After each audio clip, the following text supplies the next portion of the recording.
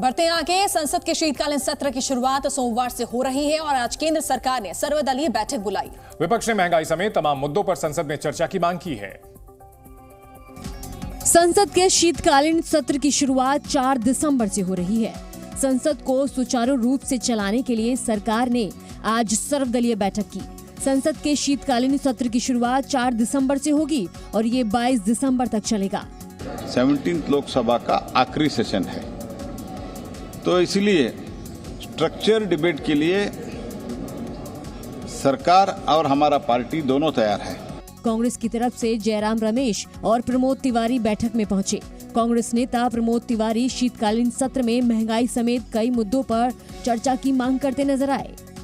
सदस्यों के अधिकारों को छीनने के खिलाफ है कांग्रेस पार्टी, और हम मानते हैं कि जिन्हें जनता ने चुना है उन्हें बैठ के एक समिति से उनकी सदस्यता समाप्त नहीं की जानी चाहिए। इस पर चर्चा होनी चाहिए।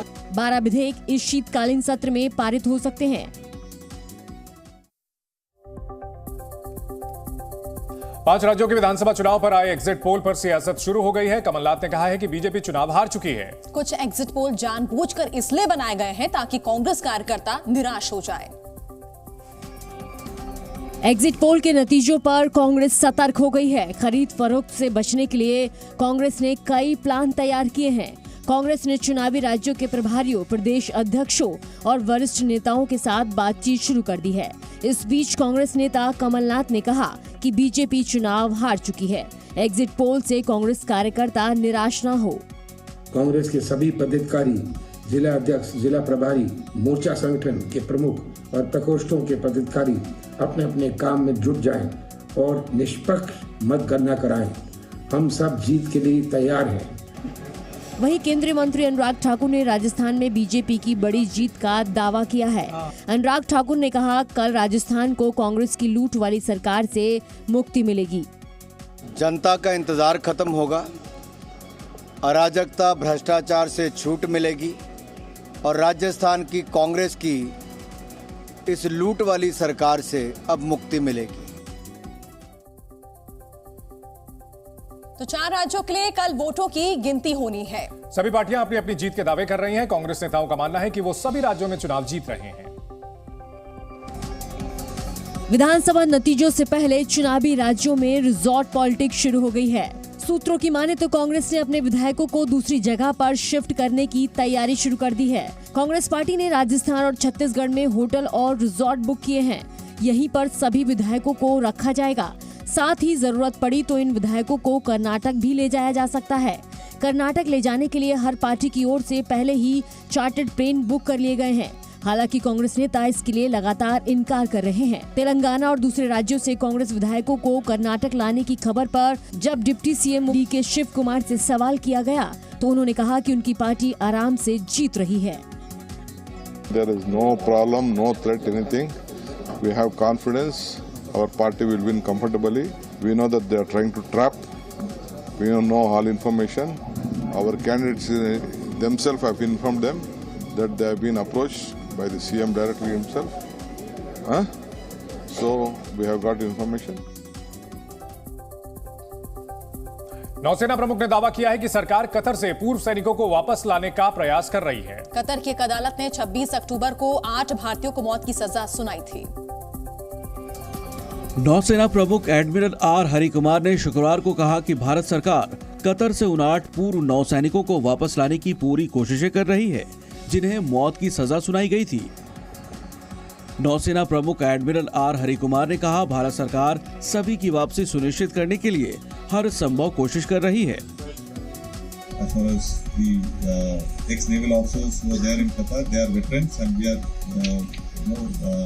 As veterans, we are interested in ensuring that their welfare is taken care of. The government of India, I just want to reassure you, the government of India is putting all out effort to ensure that they are brought back. मौत की सजा के खिलाफ एक appeal दायर की जा चुकी है और कतर की एक उच्च अदालत ने इसे स्वीकार भी कर लिया है। भारतीयों के खिलाफ लगाए गए आरोपों को सार्वजनिक नहीं किया गया है। भारत ने कतर से साफ कर दिया था कि सभी अधिकारियों का भारतीय नौसेना में 20 साल तक बेदाग कार्यकाल रहा है। और उन्होंने प्रशिक्षकों समेत अहम पदों पर सेवाएं दी हैं। गाजियाबाद में गैंगरेप का केस सामने आया है। फिलहाल पुलिस ने 3 संदिग्ध युवकों को गिरफ्तार किया है। गाजियाबाद में एक युवती के साथ गैंगरेप की खबर सामने आई है। दरिंदगी की वारदात ट्रॉनिक सिटी थाना एरिया में हुई, जहां स्कूटी सवार युवती को शिकार बनाया गया। आरोप है कि ऑटो सवार युवकों ने युवती को झाड़ियों में खींचकर गैंगरेप की वारदात को अंजाम दिया। घटना के समय युवती के साथ उसकी सहेली और एक दोस्त भी मौजूद था। दिल्ली की रहने वाली युवती अपनी सहेली और दोस्त के साथ ट्रॉनिका सिटी इलाके में स्कूटी सीख रही थी।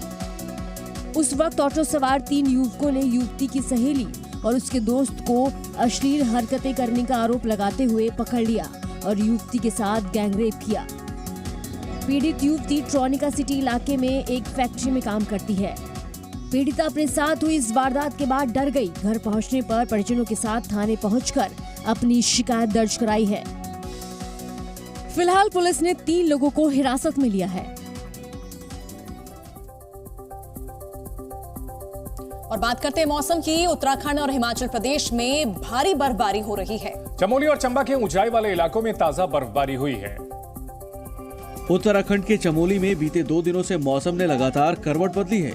वहीं ऊंचाई वाली जगहों पर बर्फबारी के साथ जबरदस्त ठंड का असर भी देखने को मिला। ये तस्वीर नीति घाटी की है, जहां नीति, धमशाली, फरक्या, मलारी इलाके में जबरदस्त बर्फबारी हुई। चमोली के अलावा उत्तरकाशी, रुद्रप्रयाग, बागेश्वर और पिथौरागढ़ जनपदों में भी बर्फबारी का अनुमान जताया गया है। ऊंचाई वाली चोटियों पर बर्फबारी का येलो अलर्ट भी जारी किया गया है, जबकि मैदानी जिलों के अधिकतम तापमान में और गिरावट दर्ज की जा सकती है।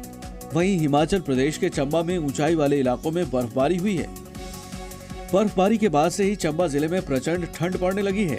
हिमाचल के ऊंचाई वाले क्षेत्रों में बीते 24 घंटे में बारिश और बर्फबारी हुई है। पूरा हिमाचल शीतलहर की चपेट में आ गया है। चंबा के अलावा किन्नौर और लाहौल स्पीति जैसे जिलों के कई इलाकों में 5 सेंटीमीटर तक बर्फबारी दर्ज की गई है। वहीं कांगड़ा, शिमला और सिरमौर के ऊंचाई वाले इलाकों में भी बर्फबारी हुई है। मौसम वैज्ञानिकों के मुताबिक जम्मू कश्मीर में 6 दिसंबर तक उतार चढ़ाव जारी रहेगा। घाटी के कुछ हिस्सों में भारी बारिश के भी आसार हैं। जम्मू कश्मीर के कई हिस्सों में भारी बर्फबारी हो रही है।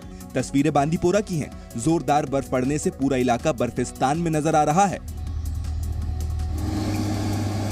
पूरी सड़क पर बर्फ का कब्जा है। बड़ी बड़ी मशीनों के जरिए सड़क से बर्फ हटाया जा रहा है। सोनमर्ग और ऊपरी इलाकों में भारी बर्फबारी हो रही है, जिस वजह से श्रीनगर ले राजमार्ग बंद हो गया है। प्रसिद्ध पर्यटन स्थल सोनमर्ग में भारी बर्फबारी देखी जा रही है। सोनमर्ग के आगे जोजिला दर्रा पर राजमार्ग को यातायात के लिए बंद कर दिया गया है। वहीं गांदरबल जिले में शुक्रवार को जोरदार बर्फबारी हुई। भारी बर्फबारी से सड़क पर कई फीट बर्फ जमा हो गई। भारी बर्फबारी के बीच यहां कड़ाके की ठंड पड़ रही है। प्रशासन ने कुपवाड़ा में हिमस्खलन की चेतावनी भी जारी की है। अगले 24 घंटे में कुपवाड़ा जिले में समुद्र तल से 2800 मीटर की ऊंचाई पर कम खतरे के स्तर वाला हिमस्खलन होने की आशंका है।